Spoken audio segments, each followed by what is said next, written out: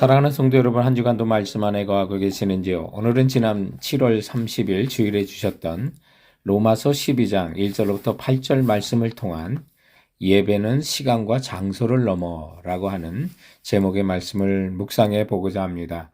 교회에서는 신자, 교회 밖에서는 불신자라는 말이 있죠. 세상 속에 무기력한, 또 세상 속에 구별되지 않는 그런 그리스도인들을 가르치는 말인데요. 오늘 말씀을 통해서 우리 그리스도인들은 생활 속에 하나님께 영광 돌리고 또 세상 사람과 구별되는 또 하나님 나라 시민으로서의 마땅한 삶을 통해서 정말 영적인 예배를 삶에서 드리라고 하시는 그 말씀을 통해서 예배라고 하는 것은 우리가 주일날 공적인 예배만이 아니라 시간과 장소를 넘어 드리는 것이 영적인 예배고 하나님 기뻐 받으시는 예배라는 사실을 오늘 본문을 통해서 찾아보고자 하는 것입니다. 예배는 시간과 장소를 넘어 본문이 가르치는 첫 번째 교훈은 믿는 자의 의무가 아닌 하나님 사랑하기라고 하는 사실을 오늘 1절을 통해서 우리가 먼저 살펴봅니다. 그러므로 형제들아 내가 하나님의 모든 자비하심으로 너희를 권하노니 너희 몸을 하나님이 기뻐하시는 거룩한 산제물로 드리라. 이는 너희가 드릴 영적 예배니라 라고 하는데, 사도 바울이 오늘 이렇게 삶을 통한 성도들에게 영적 예배를 권면하는 그 이유는 하나님의 모든 자비하심이라고 하는 하나님의 큰 자비, 복수형으로 되어 있는 원어입니다. 그러므로 하나님께서 우리에게 베푸신 모든 자비, 사랑, 이것이 우리가 하나님의 예배하는 그 삶의 자리에서도 주님을 예배하는 자리로 나오게 하는 그런 동력이 되는 것이죠. 그래서 사도 바울은 하나님의 모든 자비하심으로 우리에게 산제물로서 영적 예배를 드리라고 말씀하고 있는데요. 오늘 이렇게 본문에 보면 우리도 예배도요, 사랑 때문에 드려야 합니다. 의무로 드리지 마시고 의무감에 드리면 예배는 견디게 되어 있습니다. 그러나 하나님이 내게 주신 그 사랑에 내가 또한 사랑하여 하나님께 예배한다면 그 예배는 하나님 기뻐 받으시고 또 하늘로부터 오는 은혜가 넘치는 그런 예배가 될 줄 확신하고 나가시기 바랍니다. 우리 일상의 모든 삶 가운데, 직업 가운데 가정주부가 가장 힘든 일이라고 했는데, 그러나 그 가정주부가 가장 힘든 이유는 아기를 사랑하되 그만둘 수 없을 정도로 아이를 사랑하고 포기하지 않는 사랑 때문이라는 사실을 우리가 지난주 한번 살펴보면서 뭐든지 우리가 헌신이나 예배도 하나님을 사랑할 때 포기하지 않게 된다는 사실을 깨닫습니다. 사도 바울은 철저히 자기의 헌신이 그리스도의 사랑이 자기를 강권한다고 고린도 후서 5장 14절에 말씀하고 있는데, 그러므로 그리스도의 사랑이 우리를 강권하심으로 이 사랑에 기초한 예배를 우리가 드릴 때 그 특징은 정말 드림이 되고 오늘 본문에 있는 것처럼, 그리고 하나님 기뻐 받으시는 영적 예배를 또한 어떻게 드립니까? 너희 몸을 하나님 기뻐 받으시는 산제물로, 몸을 산제물로, 이 표현에서 몸과 영과 모든 인격 전체가 살아있는 산제물이라고 할 때 바로 살아 움직이는 생활 자체로 하나님께 삶의 예배로 나가시는 우리 성도들 되시길 바랍니다. 오늘 본문을 통한 예배는 시간과 장소를 넘어 본문이 가르치는 두 번째 교훈은 하나님의 선하시고 기뻐하시고 온전하신 뜻을 따라 살라고 하는 것입니다. 오늘 본문 2절에 보면 참된 삶의 영적인 예배는 너희는 이 세대를 본받지 말고 오직 마음을 새롭게 함으로 변화를 받아 하나님의 선하시고 기뻐하시고 온전한 뜻이 무엇인지 분별하라 라고 하는데, 여기 이 세대는 이 세상 또 눈에 보이는 또 우주 공간에 있는 현실적으로 현상적으로 존재하는 그런 코스모스의 세대나 세상이 아니라 눈에 안 보이는 시간적이고 보이지 않는 공간의 아이온이라고 하는 이 세대, 이 세상을 표현하고 있는데, 그 말은 한마디로 말하면 하나님 나라의 삶의 방식과 또 하나님 나라의 가치와 반대되는, 따르지 않는 그런 세상의 세태나 세상의 시대적인 정신을 모두 포함하고 있는 것입니다. 그러므로 이 세대는 하나님 나라에 동조할 수 없는 어떤 세태나 시대 정신을 본받지도 말고 받아들이지 말고 순응하지도 말고 마음을 새롭게 함으로 변화받아 이것이 또한 ing, 지속적인 그 언어로 되어 있습니다. 그러므로 우리 인격 내부를 계속 변화시키는 성령에 의해서 마음을 새롭게 계속해서 변화되어 갈 것을 명령하고 있어서 여러분 성장을 멈추지 마십시오.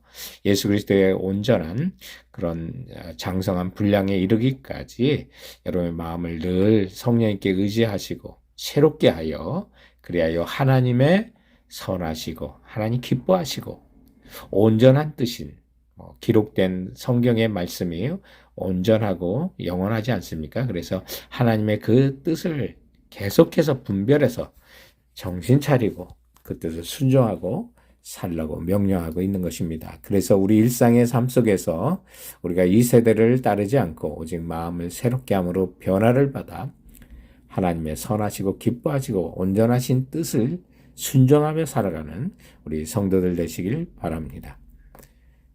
예배는 시간과 장소를 넘어 본문이 같은 세 번째 교훈은 생각은 하나님과 은사는 이웃들과 한몸 되기라고 하는 내용입니다. 우리의 생각이 하나님과 하나 되어야만 합니다. 그리스도의 마음을 품으라는 거죠. 그리고 은사는 이웃들과 한몸 되기 위해서 주님이 주신 선물이므로 우리가 예수 그리스도를 머리로 모신 우리 지체들로서 한 몸으로 우리가 지어져 갈 것을 오늘 본문은 우리에게 말씀하는데 그것이 주님 받으시는 예배가 된다는 것입니다. 오늘 본문 말씀을 보면 3절, 4절에 보면 생각에 대한 말씀을 합니다. 내게 주신 은혜로 말미암아 너희 각 사람에게 말하노니 마땅히 생각할 그 이상의 생각을 품지 말고 오직 하나님께서 각 사람에게 나눠주신 믿음의 분량에 따라 지혜롭게 생각하라 라고 합니다.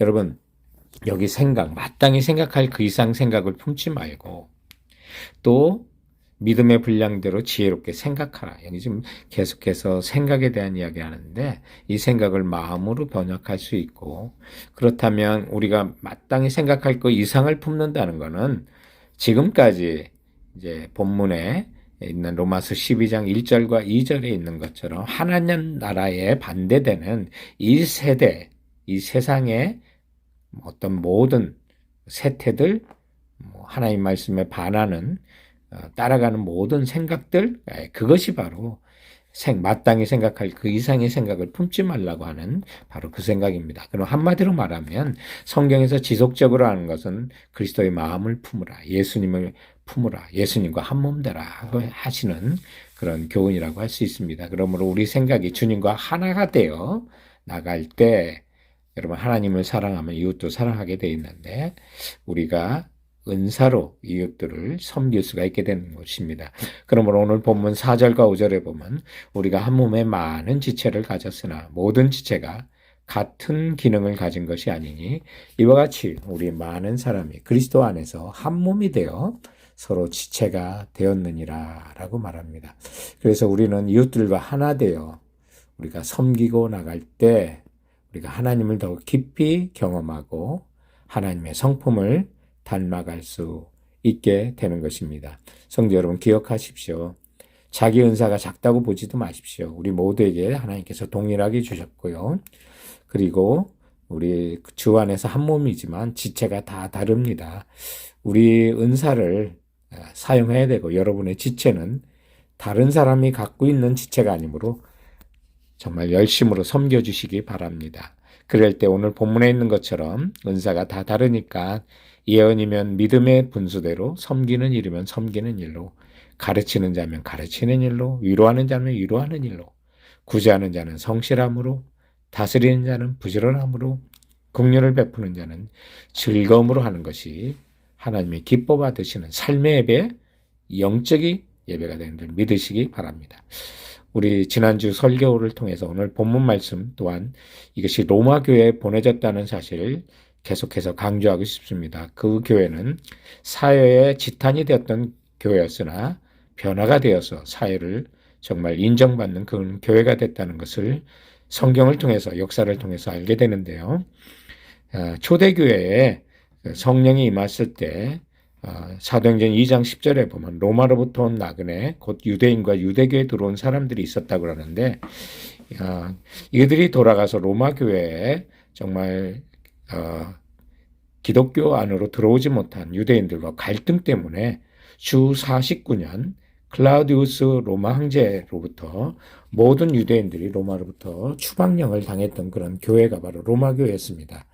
그러나 AD 164년 안토니우스 역병, 그리고 251년 로마 제국 내에 있었던 비투리아누스라고 하는 역병, 팬데믹이 있을 때 그때 그리스도인들은 세상 사람과 달랐기 때문에 세상으로부터 인정받는 그런 교회가 됐다는 사실을 기억하시고 주님의 선하시고 기뻐하시고 온전한 뜻이 무엇인지 분별하여 삶의 예배자로 우뚝 서시는 우리 성도들 되시길 주님의 이름으로 축원드립니다.